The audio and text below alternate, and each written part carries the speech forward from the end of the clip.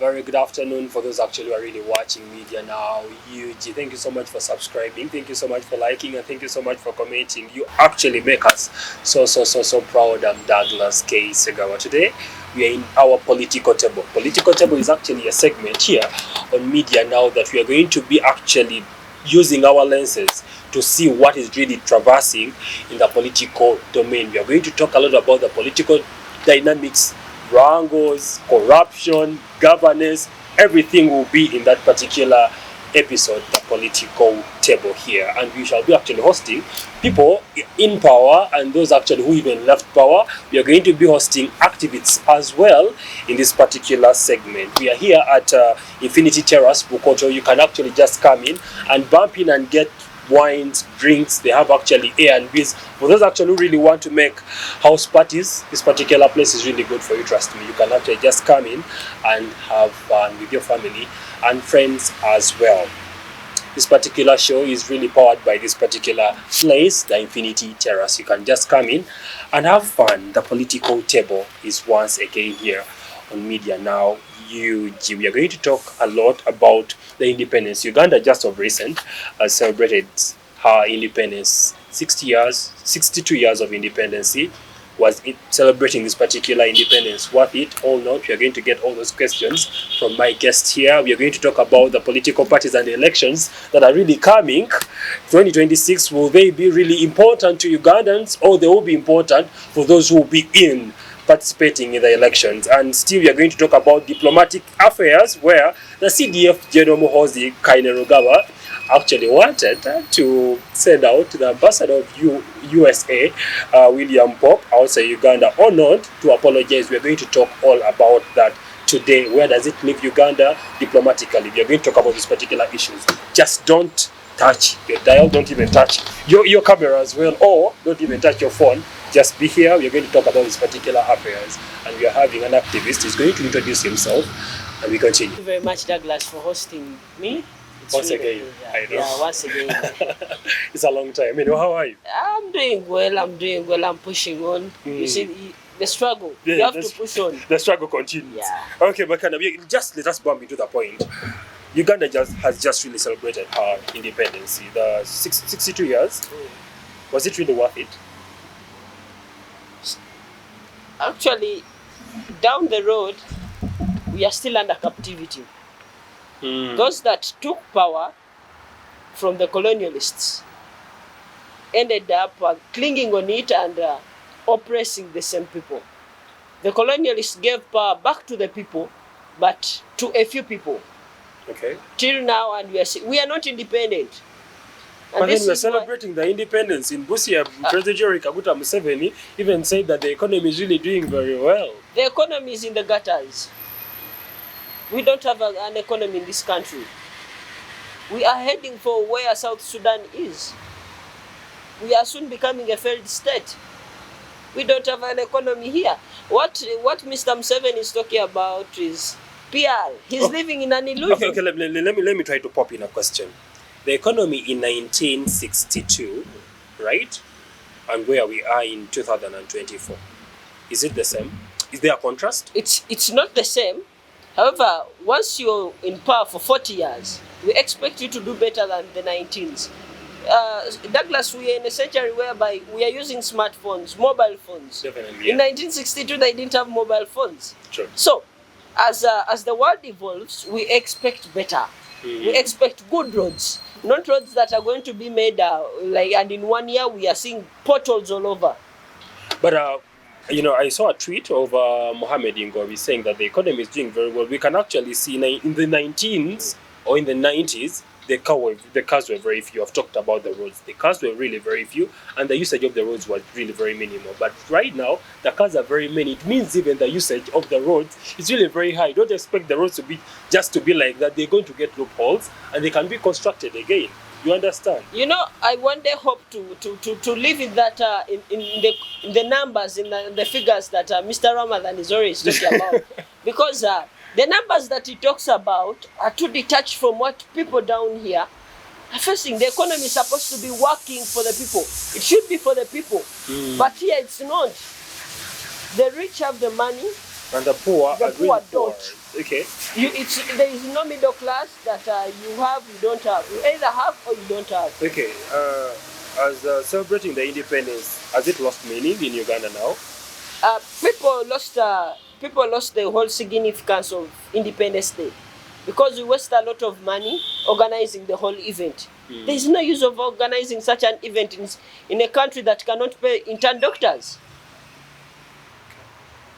Okay, now, has Museveni done something better so far? According to the promises that Mr. Museveni made when he came in power in 1985, I believe that he has not even achieved a quarter of what he promised. What you're trying to mean that Museveni has failed? Exactly. He has failed Ugandans, he has failed Uganda. And the people that voted Museveni in actually they never even voted for him. Had they been here today? But they have been voting for him. In 2001 they voted, 2006 they voted, 11 they voted. We've not been voting. He has been rigging votes. The Electoral Commission. But then of recent was saying that in the election of 2021, everyone stole the votes from him. You know some of the things, I don't know whether I would say, had it been of my age, I would say it's out of excitement. But he's a very old man of 80s. Yeah, Mr. Museveni is one of the presidents who are fed with fake intel. You know, the intelligence that comes in is too much, and this is why we are facing all this. The information being fed into him is terrible, and he knows the reality of these things. He's too detached from society. So it means Ugandans don't have their independence. They don't. We are under captivity. This is why when you come out to speak against corruption, when you come out to fulfill your constitutional mandate to protest peacefully, you're sent to prison. You know, freedom of speech is not there, freedom of expression is not there. But then Ugandans can say whatever they want on social media. No one is actually touching them. I think that Ugandans are given freedom to do whatever they want. We've seen people being arrested. Kelly, there is a young gentleman on X called Kelly. He was arrested. He spent months in prison for speaking about the speaker. So what we are looking at, 62 years of independence, it's not really independence. We are still under captivity. And the day that we'll get independence is the day that we'll get rid of the NRM military government, the regime itself. Okay. That's the day we'll get independence. Let me project this question to you.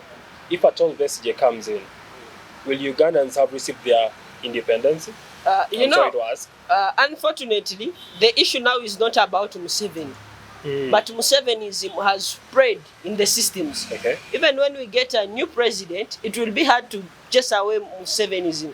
This is why you're saying in Kenya, Ruto is now, copying the same script of Mr. Museveni. And it's happening in Tanzania. Activists are being abducted, they are being killed, and it's like nobody knows what's happening in Tanzania. By the way, it's very rare. Musevenism has taken control of all systems. The judiciary is under capture, the legislature, and the executive. For them, they don't even speak. We have ministers who have never met Mr. Museveni. We have presidential advisors who are always at events at least trying to shake his hand. So once you look at all that, that is Musevenism. So even after getting a new president, we shall need to fix our systems. So what we should be looking at right now is, yes, we are going to oust out Mr. Museveni, but how are we going to fix our systems? The systems need to come back to the people. They need to work for the people. Is Museveni leaving? Unfortunately, Museveni is not leaving. And this is why he's gearing up for 2026. He's saying that he's still energetic. But he's not. We should have transition of power. Will it be possible? It won't. Because, one thing about Uganda is that we are under the family rule. Sure. We are under the rule whereby decisions are made on the dining table. People decide this and this. So This is why you're seeing that even after Mr. Museveni is fronting his son, the CDF JNMK, to come in and become the president. But then the son withdrew from actually contesting for the 2026 election. It's only 2026. Then what about after 2026? For those actually who are really watching media and now UG, we have been talking about independence. I'm here with McKenna. Kenneth is an activist, and you actually know him very well. Now we're going to turn our tables and we go about the political parties. We have seen Elias Lukwago and the Katonga people. They have made their political party. And then the Najana Nkubi, they are also there. Just of recent, Dr. Amori had said, please, if you can come and join us again, we are okay, we shall welcome you. But the Katonga people are saying, no, we can't. For us, we can't actually collaborate with someone. Actually, it's money from President Museveni. You're corrupting our party.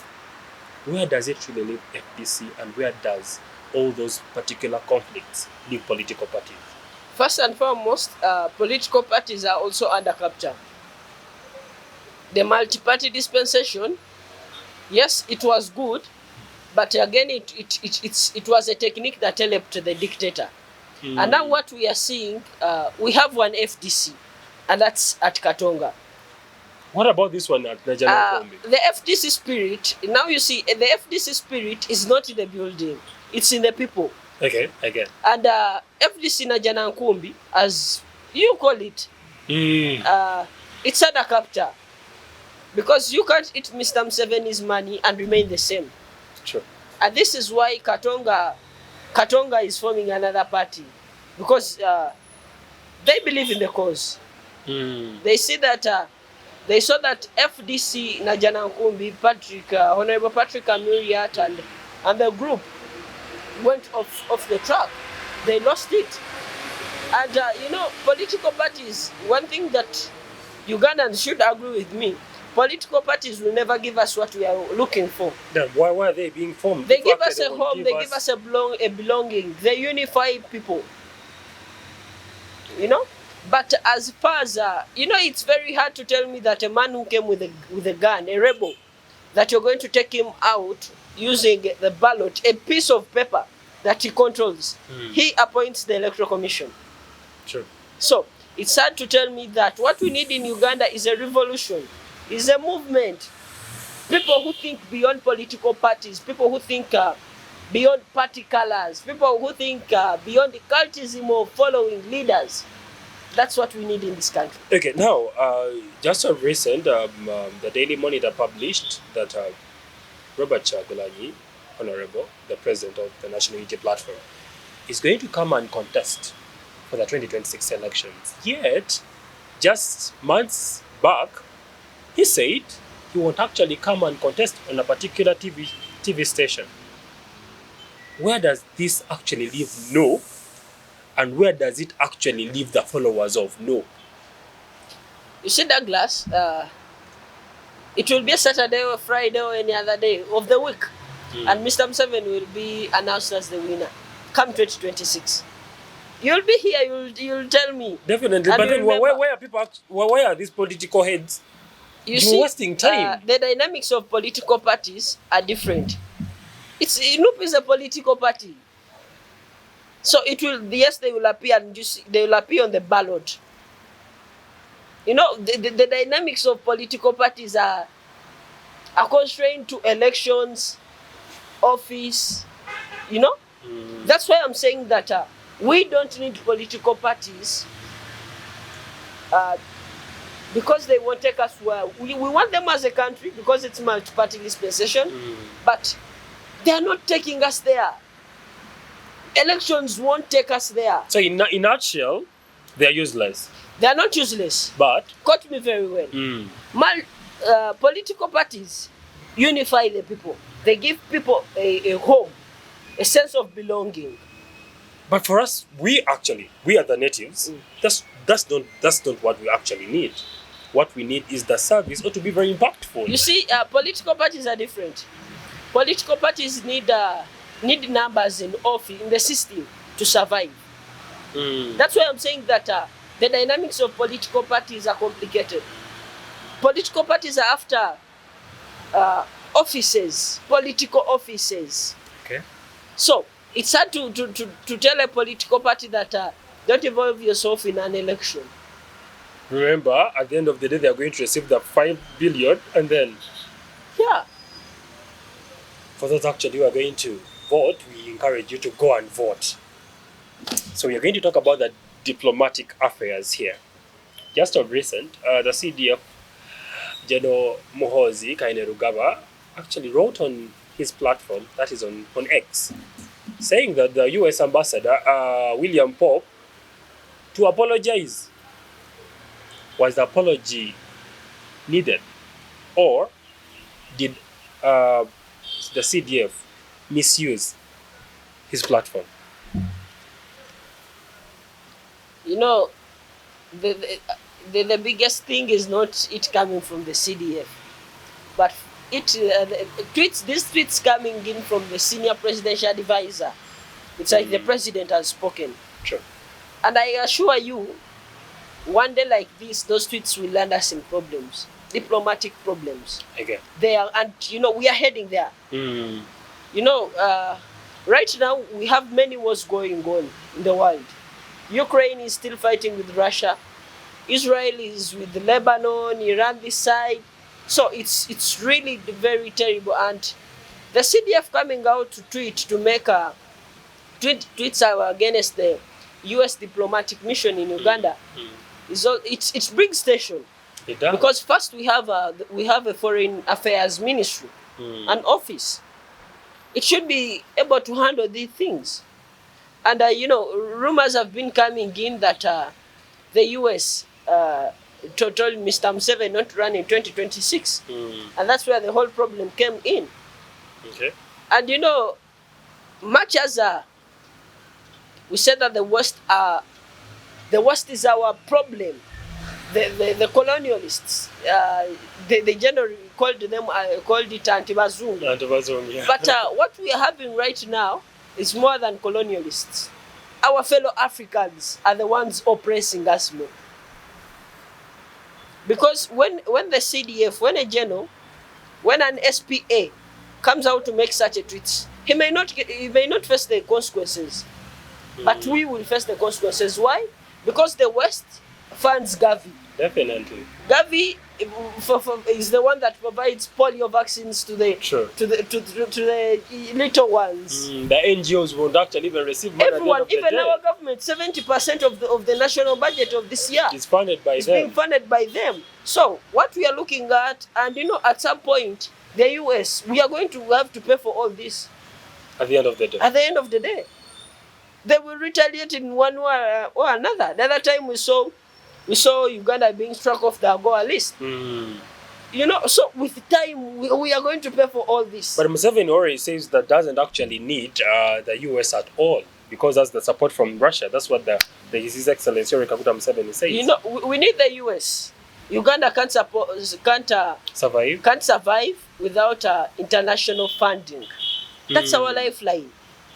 People have stolen this country's money. They have stolen our minerals. And so right now, our lifeline is now depending on the West. This, as in the US, is 100 times more developed than Uganda. We need their technology. They're providing us with medical equipment. The other time we saw the US mission Uganda bring in 1.7 medical equipment. So what we are looking at is that whatever Mr. Museveni is saying is a lie, because he himself, he gets $20,000 per head of refugees that comes here from the UN, which is and UN. they're going to deliver the money very soon. Exactly. So what he's saying is all to make Ugandans feel like, we don't need the international funders, but we do need them. We need the West, because they are funding us. Now, let me first ask this: who needs who?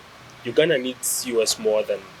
It's a two-way traffic. Yeah, Okay. it's a two-way road, because you see, the US needs some things from us. We have minerals.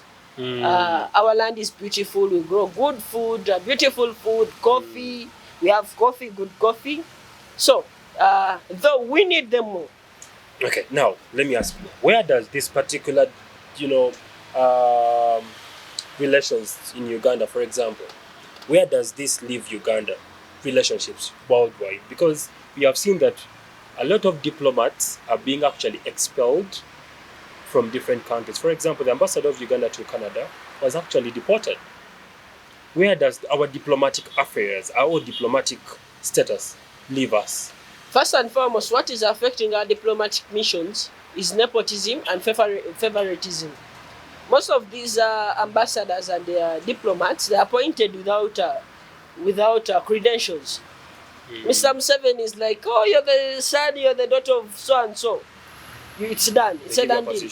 So, and we've become a laughing stock because over two diplomats have been exported, persona non grata, and it's a shame. It's a shame, and we are not seeing any retribution in any of them. None of them has come out to apologize to the country. Definitely. And we are going to pay for all this with time. And this is why you continue seeing people being sanctioned day and night. Sanctions are becoming sanctions. Okay, now we are going to know more about the 2026 election. I want you to give us your predictions. Do you think there is going to be an impact in 2026 elections? 2026 will be just like any other election. It will be like the 2021 elections. But as Genome Host as the CDF, whatever will before the NUP supporters, only God can save them. We are headed for a bloodshed. And I assure you this, as long as it's a ballot, Mr. Museveni will come through. He'll be announced as the winner. And okay, now the people actually were really supporting NUP. Where does this particular saga that will really happen in 2026 general elections leave them? I think they're going to be disappointed them because let me just pull you back. Gone are the days Besigye really came with a lot of power, isn't it? In 2001, Dr. Kizza Besigye was really very powerful. In 2026, Dr. Kizza Besigye slightly won Museveni, but I don't know what really happened. And as really time really went on, they started actually to lose hope in him, isn't it? Now, the guy has come, Bobby Wine, His Excellency, the president of NUP, has come in 2021, at least has performed well, isn't it? Now the 2026 elections, will that magnitude that you really had still stand or not? Unfortunately, Ugandans have lost hope. And that's why they're becoming violent on social media. That's the only portal they can really use. It's the only tool, once the dictator takes away everything that you have. You can't access a gun, we can't use guns. So what do you use? The phone.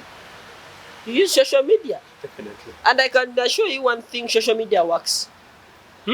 Social media works and it's working. And you're using them. Temples are being banged on social media. And all I can say is that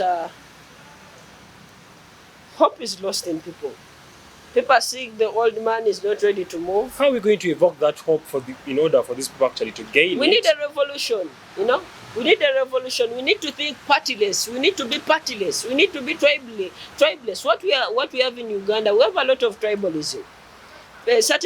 Some people think that being from the West, you're the one in power, so you don't. The arrogance becomes very high. Exactly, but which is wrong.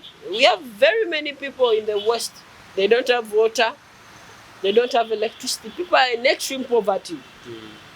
And unless we come together as one people, because will it be possible? It will be possible. We saw it during the march to Parliament. It is possible. And but what's wrong? Are Ugandans very timid or? No, they are not. They are not. Then it would have happened. The march to Parliament would have happened.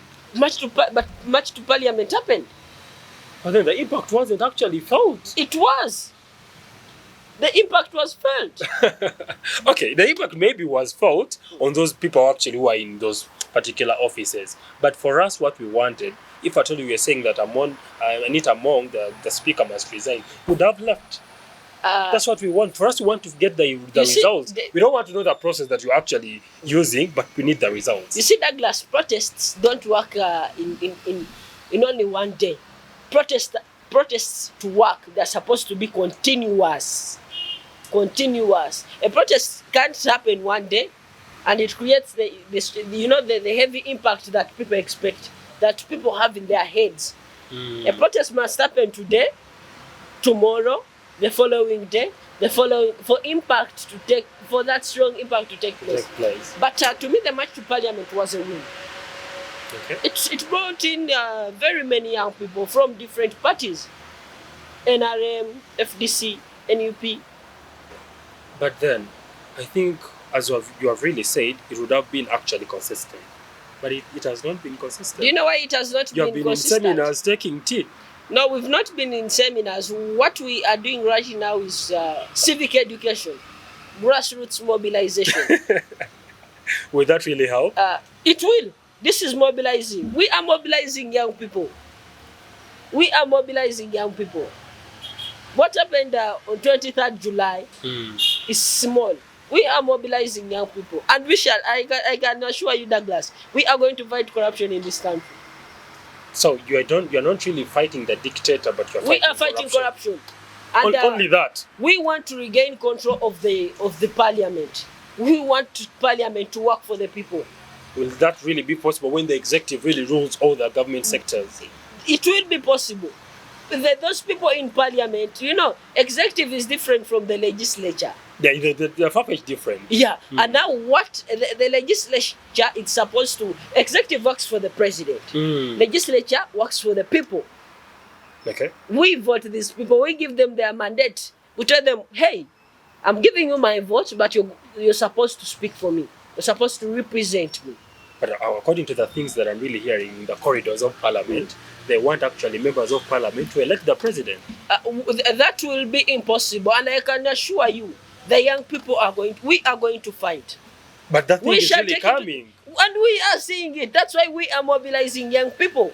We are taking the fight to the grassroots. And it's the other time we are saying elites were the problem. Definitely. That's what we thought. And during these past days, elites have showed us something. They are waking up. And now for us, what we are doing, we are going to the grassroots. We are telling the young people who don't know. People don't know that Parliament, they are stealing billions and billions of money. So we are telling young people, we are telling fathers, we are telling mothers, hey, your son is dying because you don't have drugs. And why don't you have drugs? Because the money that would have gone to the hospital to buy drugs, someone is embezzling it through her driver. Okay, now let me ask you a question. Can you at least list for us people in the opposition? Because let me tell you something. People who are in government, it's all right for them to eat the money. You know why I'm saying this? They're already in power. But what really baffles people a lot the other side, like actually people who are in the opposition to eat the money, it really baffles us a lot, and we become very depressed. Can you actually please at least help us mention the opposition leaders who are really eating money from here? Douglas, first before anything else, I'm a journalist. Okay, that's a good thing. I can't speak things without proof. True. However, what you should know about all politicians, they have personal interests.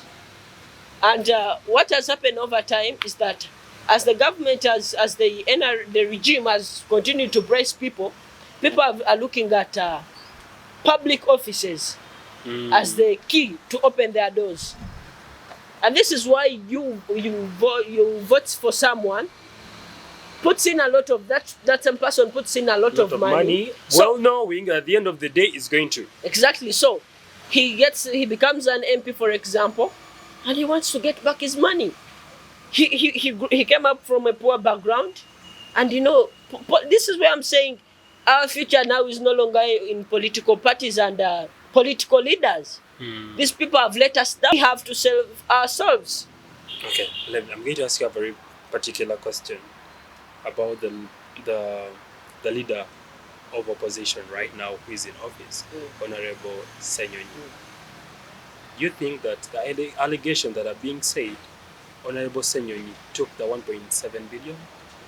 You know, one thing about the state is that as you fight the state, it will fight back. Okay. I haven't seen a document or figures or what being brought up that this is what he did, like the way Honorable Mpuga's was. We had evidence.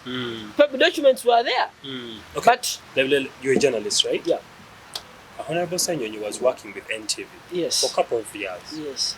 Didn't really have all those particular work that he's having right now. Yes. The question comes in, where do you think that Honorable Senyonyi is getting all the money?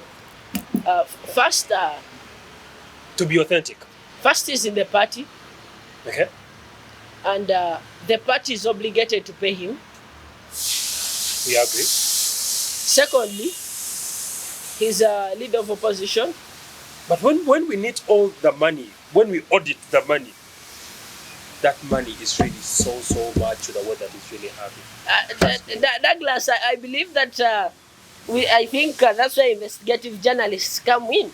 We need someone to tell us something that... Because there's no way you can tell me that you bought a plot in Chanja is worth billions. You understand? Just for the meantime that you are being the leader of opposition.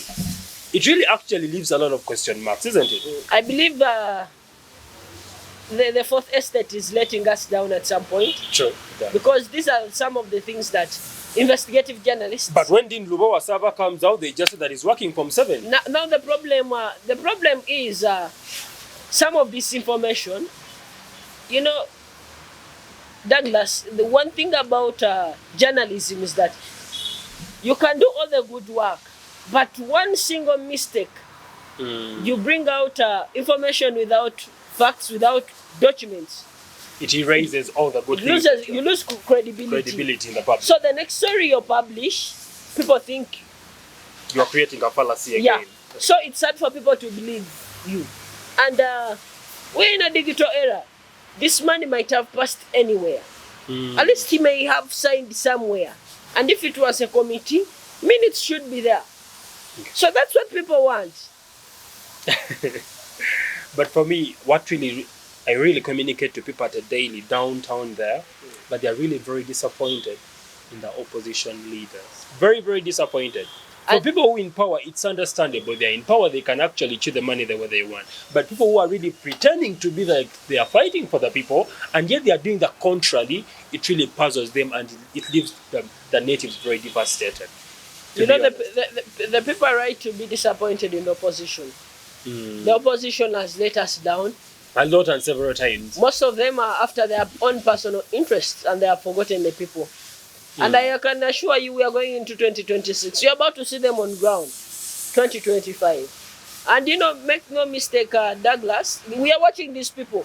As young people, we are also watching them. And we shall decampaign them. We shall fight corruption, but we shall also fight bad governance. 2026, we are fronting young people. Only. We are fronting young people who understand the cause of this country, who understand the pain of this country. And we shall front them.